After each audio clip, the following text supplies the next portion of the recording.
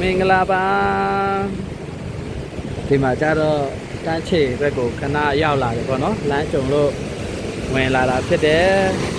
တန်းချေ view လေးတွေကိုမှကြည့်ရှုခံစားကြတဲ့သူတွေအတွက်ဒီဗီဒီယိုလေးကိုရိုက်ပြီးတော့တင်ပေးလိုက်မယ်နော်ဒီမှာအရန်ကိုမှตาရပါတယ်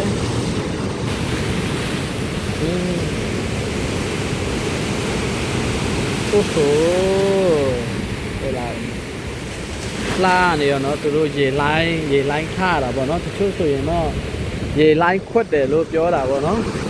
အဲဒီမှာโอ้โหမိုက်တယ်ရော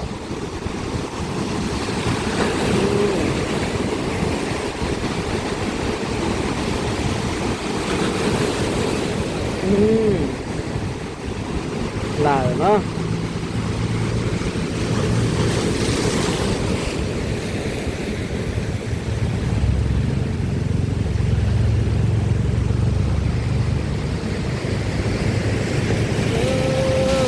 ဒါတော့ပင်လေကမ်းခြေပေါ့နော်ရေကဒီပေါ်ထိရောက်တယ်ခဏကားဆိုရပေါ့နော်ဒါခုတော့ကြာသွားပြီပေါ့နော်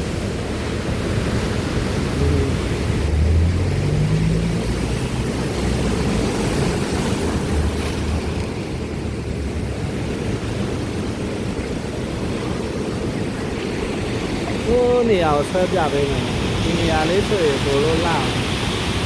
ဒါပေမဲ့ဒီသွားတော့ဘောနော်ဒီလိုင်းတအားထနေလို့ဆိုတော့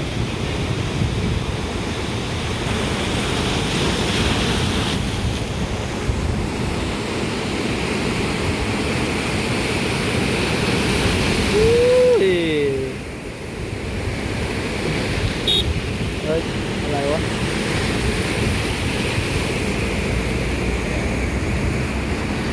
ตาตะเกียบบယ်လိုမောင်းနေလဲမသိဘူး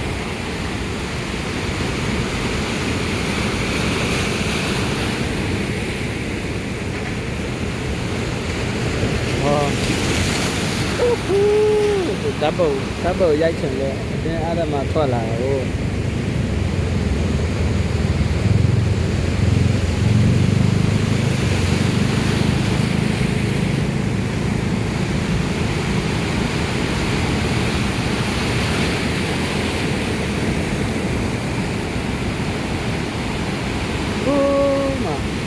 ဒီလောက်လိုင်းကြီးနေတာတော့မှဟိုးမယ်ဆိုရင်လူတွေလိုင်းစီးနေသေးတယ်နော်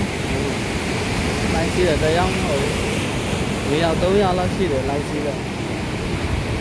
ဟို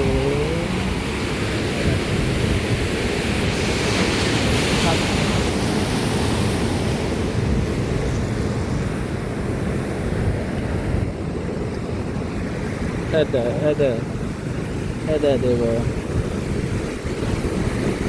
ဓာတ်ပုံရိုက်ပေးဖို့တောင်းဆိုတော့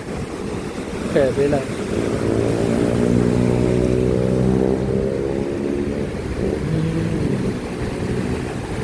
အဲ့ဒါတွေကိုဓာတ်ပုံရိုက်ပေးလို့သူကတောင်းဆိုလာတယ်